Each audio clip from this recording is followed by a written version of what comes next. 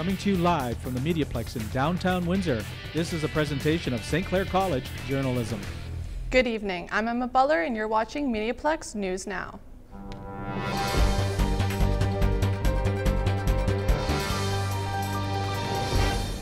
Windsor's firefighters were busy this morning racing to Droulard's Road to battle the blaze.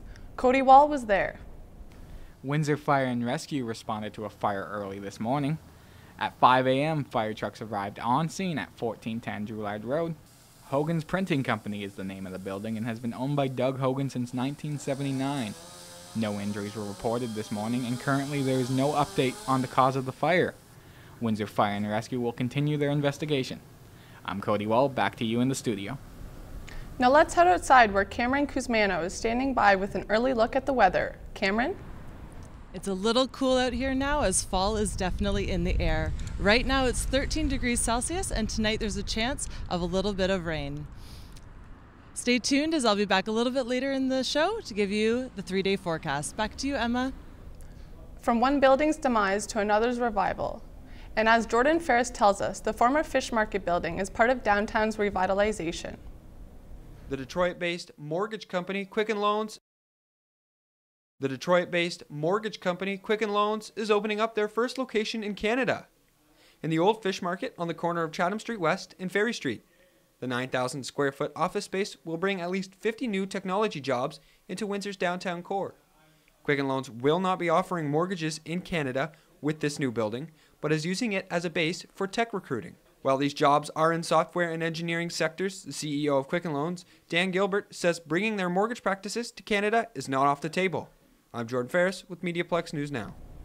It's an historic week in Canada. Across the nation, marijuana will be legal in less than 24 hours. But Windsor's residents have their own opinions on whether it's good or bad for society. Glenn Fu reports. On October 17, recreational pot will be legal.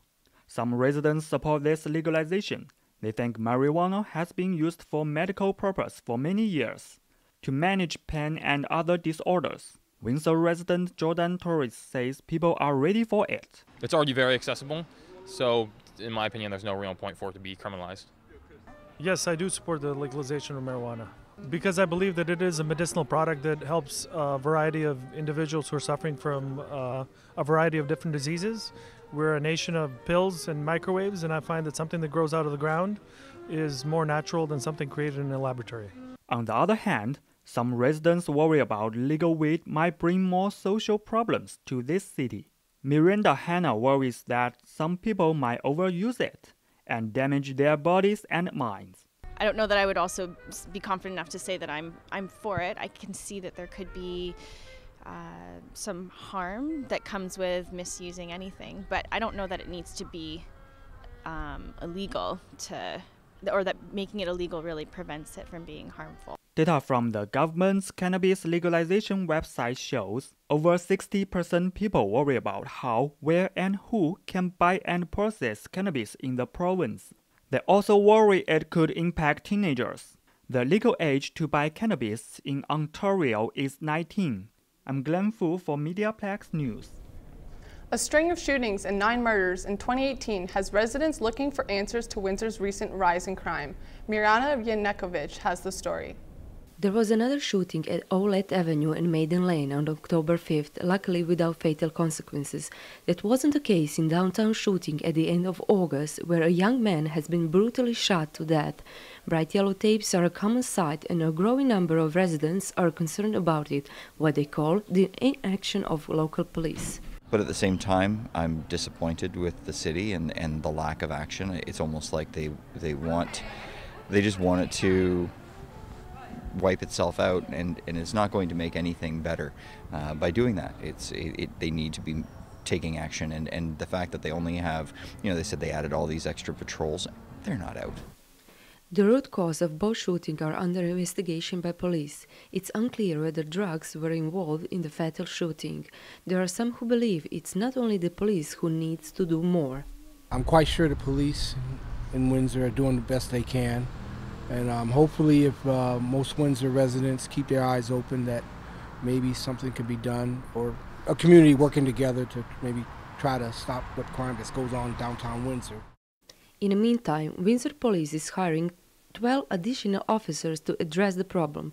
For MediaPlex News, I'm Mirjana Enekovic. People across Canada joined hands with the Juvenile Diabetes Research Foundation to help turn a stationary bike into a cure for diabetes. Kirthana Varan has the story. More than 300,000 Canadians are living with type 1 diabetes.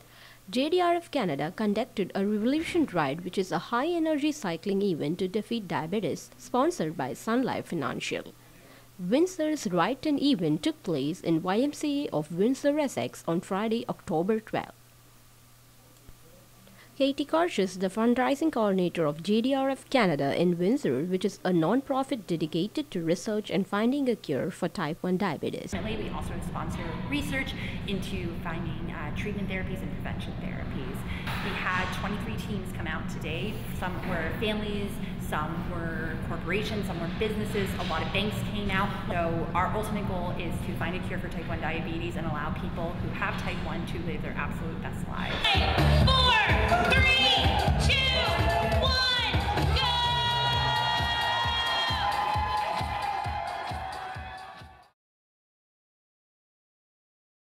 It's an annual event. This year saw 600 people come out to raise $4,500 for the cause. For MediaPlex News, I'm Kirtana Veerapandian. There are many ways to battle cancer. Christian Baudouin tells us about a group who is trying to make a difference. Elevation Health Tecumseh hosted a cancer prevention workshop at the Calvary Community Church.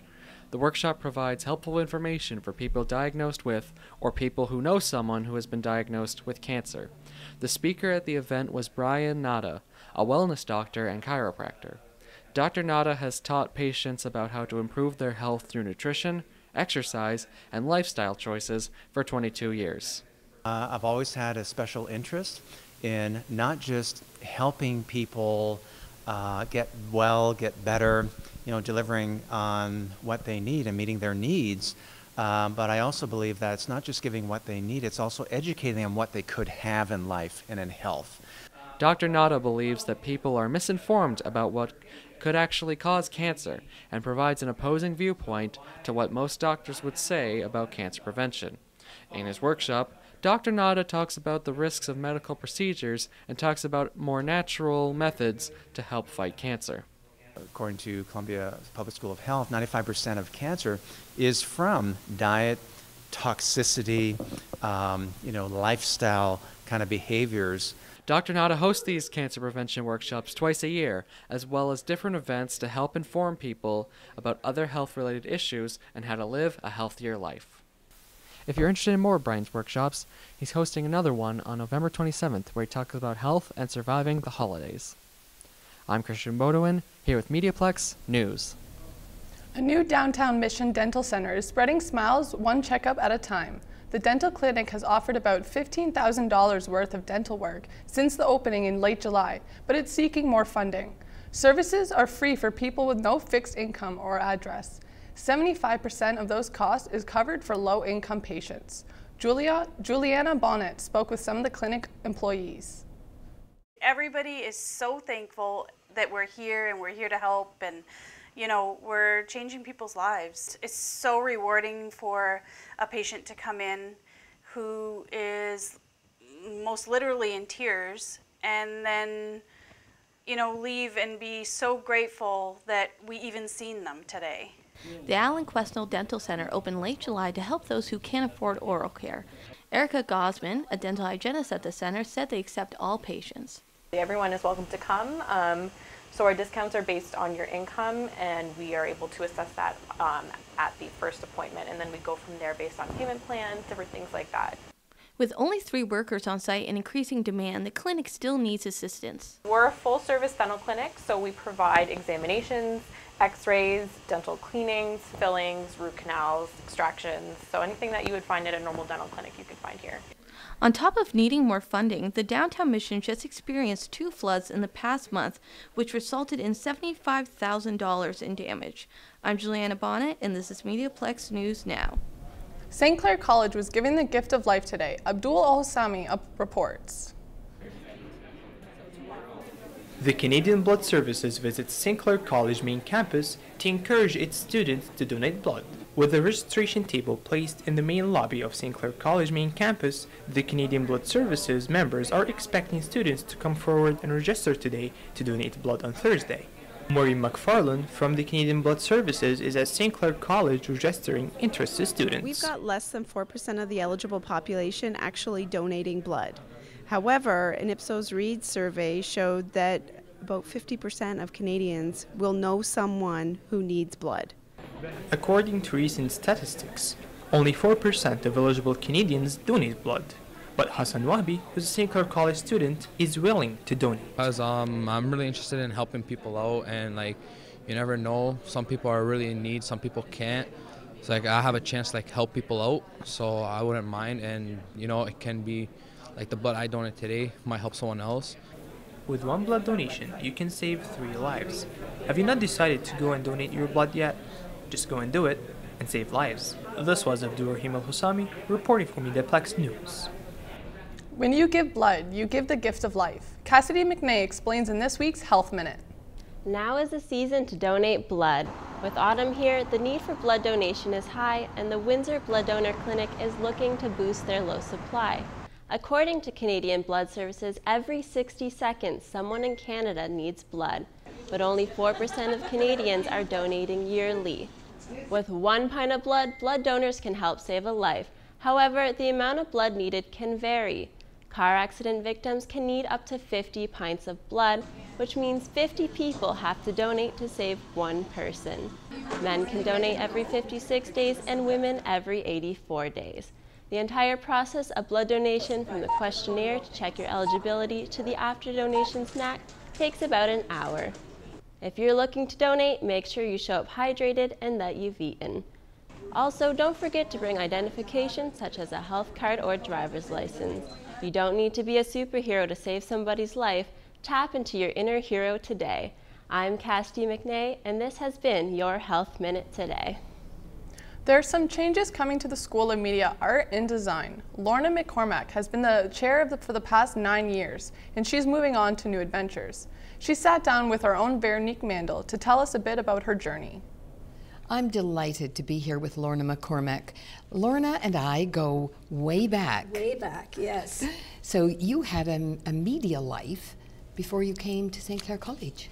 I did, and it goes back to the 80s when I first started working in radio here in Windsor, Essex County. I'd come from the West Coast where I worked in radio, and then the radio station I was working for, the Chum Group, they acquired the television station here in Windsor.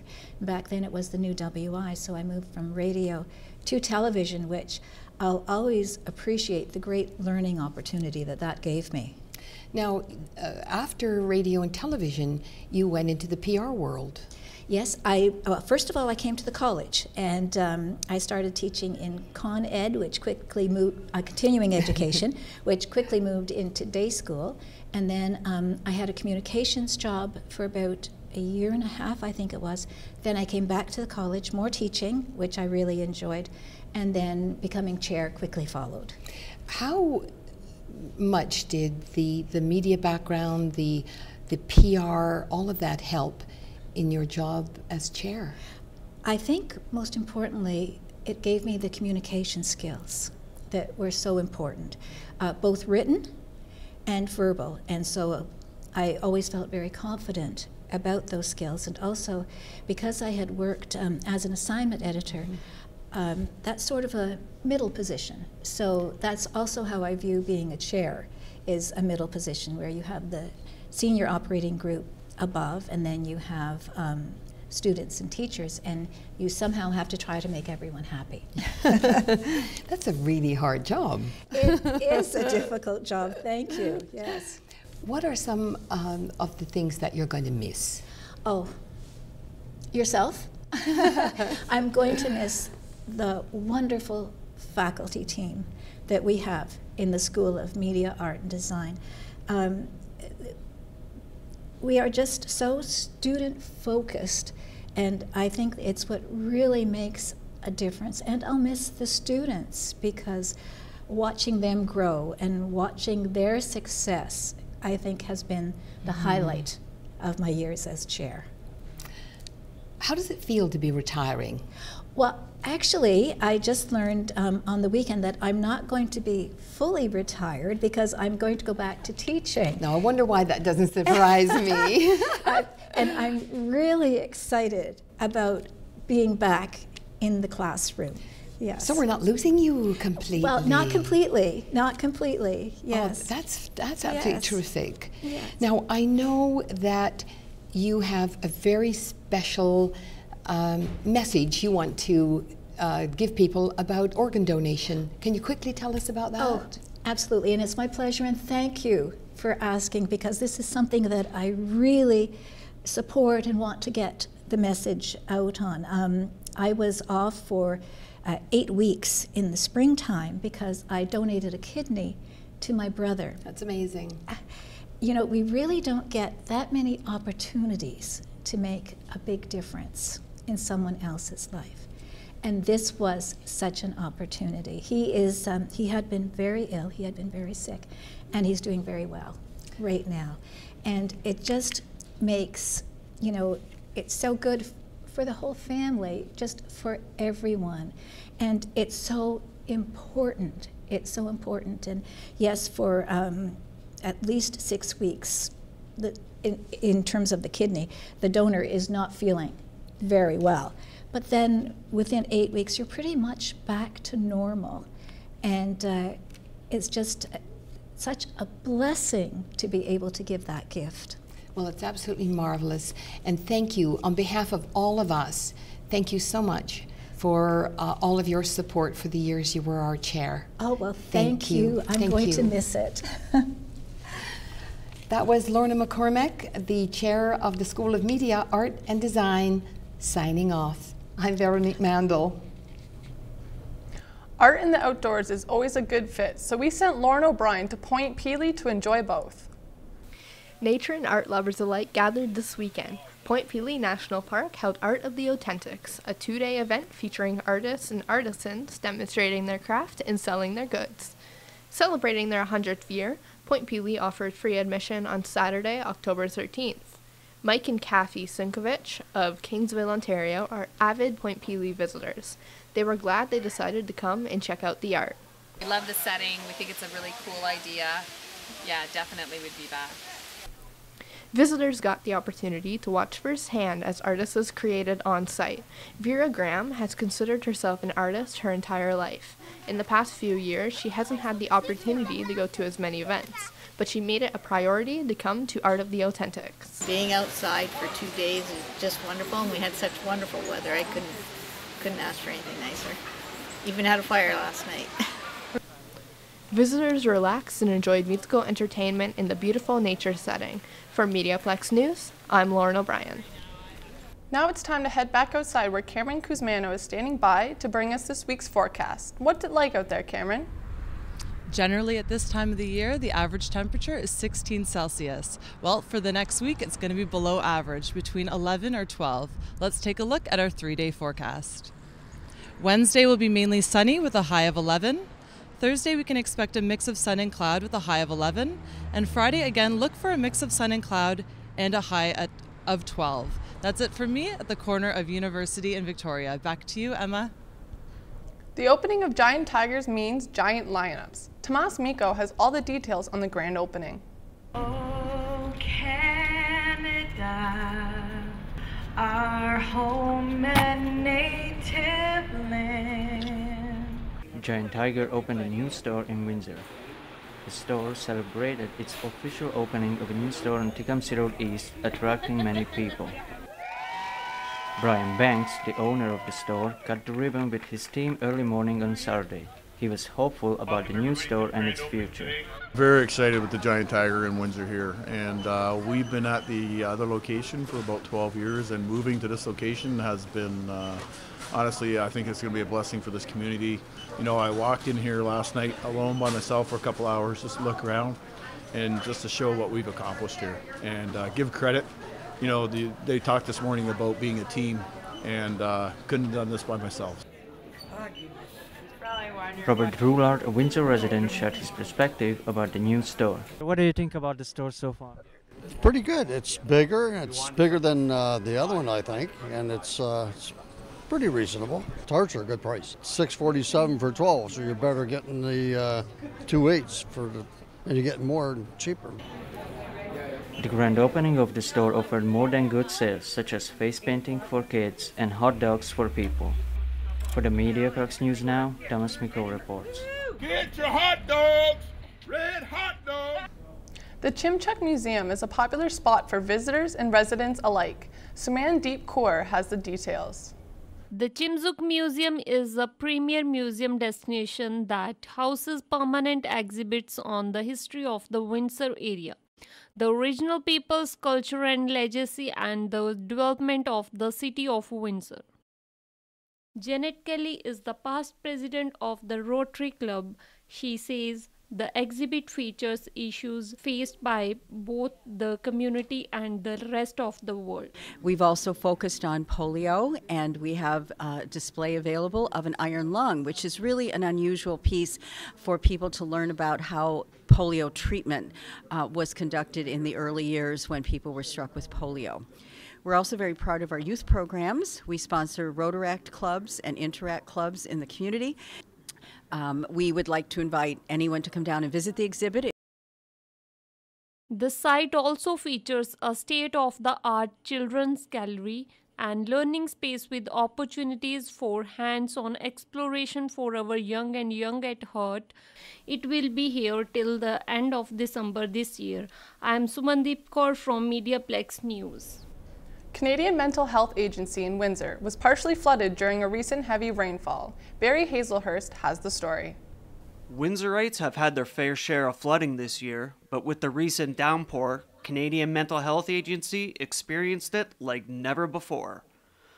CMHA had a large task on their hands trying to rid their building of water. 9 employees were armed with squeegees and brooms, along with 2 sub pumps and a large gas-powered pump.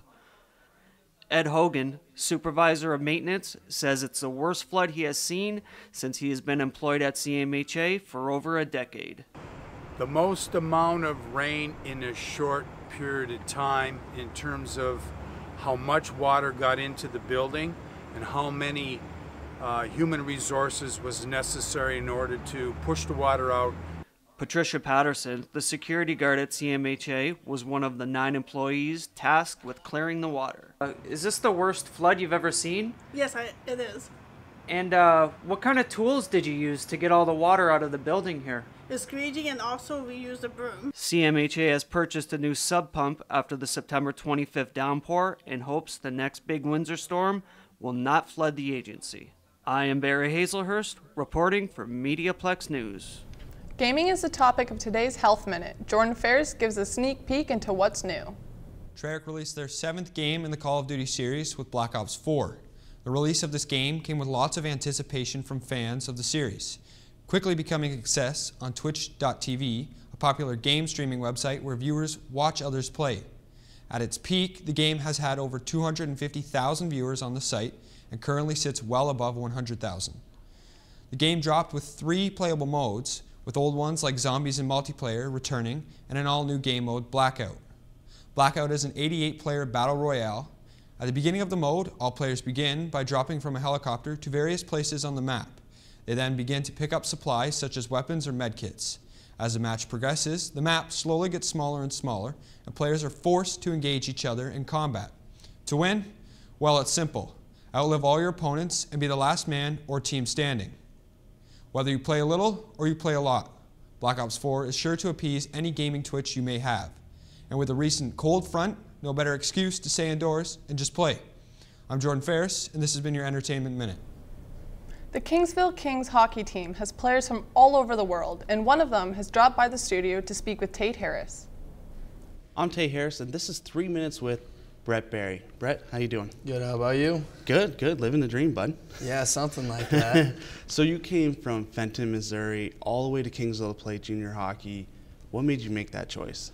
I was looking for something a little different. I knew there'd be kids from all around the world on this team, and I was really just trying to, go somewhere with hockey, so I thought it'd be fun to come up here to the home of hockey and see what I could do. Definitely. And what have you enjoyed about the town of Kingsville or Canada itself so far?